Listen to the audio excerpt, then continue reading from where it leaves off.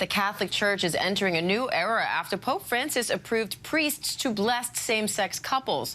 The decision seems to be causing a split among U.S. Catholics, with some saying it's a landmark moment and others saying it violates church teachings. Let's bring in ABC's Brad Milkey, host of the Start Here podcast, for more on this. Brad, this decision is specific to same-sex unions, not same-sex marriages. How significant is this move and that distinction? Yeah, well, there's still a big difference between these things, right? So in the eyes of the church, a marriage is a vow, it's unbreakable, it's a forever relationship, and it's cemented in this sacrament that couples take together in the church, in a mass, with the priest. It's very, very official. A union is different. A union could almost be more akin to dating in the eyes of the church, even though the way that we're talking about this now, you might have a legally married gay couple. However, what the priest is allowed to do is bless them as a union. So all the time, Catholic couples will come up to the priest and say, hey, after Mass, would you mind blessing our union? Would you mind, asking God to watch over us together? So it's still or maybe like at a party, come by and bless us. So it's still an inherent recognition of that romantic relationship. And that's what's so different here, is that for a long time, if you were a same-sex couple, a priest could not say, yeah, I bless this union. This is great that you guys are together. Now they can. So they're not taking you into the church. They're not, performing a sacrament or anything, but they are basically allowed to go, oh, you're together? Fantastic. That in itself is a big difference. The other difference between marriage and unions is sex is implied in a marriage. It's not necessarily implied in a union, even though if people are legally married, I think everyone, including the priest, knows what's going on here. But there's almost a plausible deniability for the church to say, the married couple, they're definitely having sex. The union, we're not going to get into that. Okay. Now, the new approval, it doesn't require priests to offer blessings to all same-sex couples. So how does that part work? And is there concern that we could see a split in the Catholic Church into who will and won't do this? Well, this is what's really interesting, is almost in the text of the order here, it basically says priests can do this. It doesn't mention priests may ask their bishop for permission. Doesn't mean they have to sort of follow the rules of the rest of their diocese. It really says this is up to priests. So when we talked to Father James Martin, who's also an ABC News contributor, he's a Jesuit priest, he said, I'm thrilled to do this. Don't really need to ask permission from anyone, and so I'm just going to do this to the next couple that shows up. However, the U.S. Conference of Bishops, which is famously pretty critical of Pope Francis, came out with a pretty terse statement, basically saying, nothing's changed here, really. Nothing fundamentally has changed. But in Europe right now, you've got bishops and priests that are going off and almost creating a rite.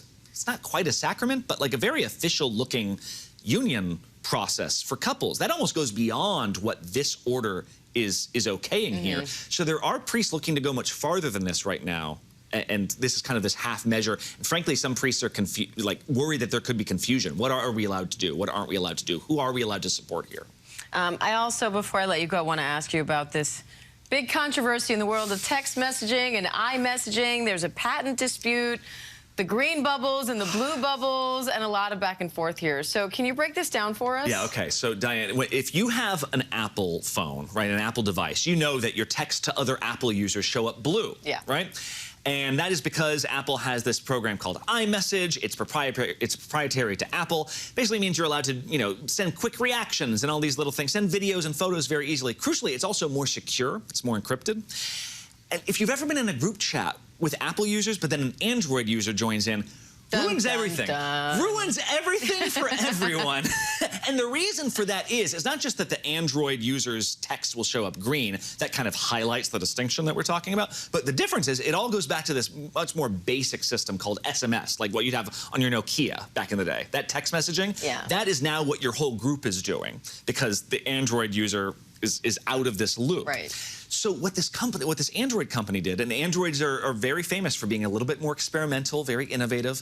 An Android app came out with a way to almost disguise Android devices as Apple devices.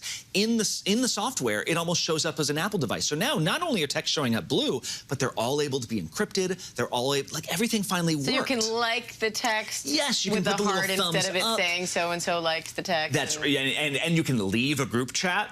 Oh, yeah, that's right? a good one. That's the other thing. Like, getting out of the group chats is very difficult when you're just in these SMS So chains. how's Apple reacting to So this? then Apple comes out and makes it harder. All of a sudden, all these users of this Android app are realizing, oh, this isn't working anymore. Oh, Apple no. comes out and admits, yeah, we changed our system so that this app will not work with our system because we don't want third-party apps messing around with our stuff. If they were able to reverse engineer this, somebody else could reverse engineer a way to get into. This is unsecure all of a sudden, which some tech experts say is a legitimate worry, that it's less secure. It's also a branding thing, though. For Apple, they know these blue text messages create peer pressure, they create scarcity, they create money. And that is one of the reasons that Apple has not given up these blue versus green debates anytime soon. All right, interesting. So far the green bubble will live. We will follow this one. Be Brad, careful thank out you. there. Yeah. And to hear Brad dive into more stories like these, check out the Start Here podcast. New episodes drop weekday mornings at 6 Eastern, wherever you get your podcasts. Hi, everyone. George Stephanopoulos here. Thanks for checking out the ABC News YouTube channel. If you'd like to get more videos, show highlights, and watch live event coverage, click on the right over here to subscribe to our channel. And don't forget to download the ABC News app for breaking news alerts. Thanks for watching.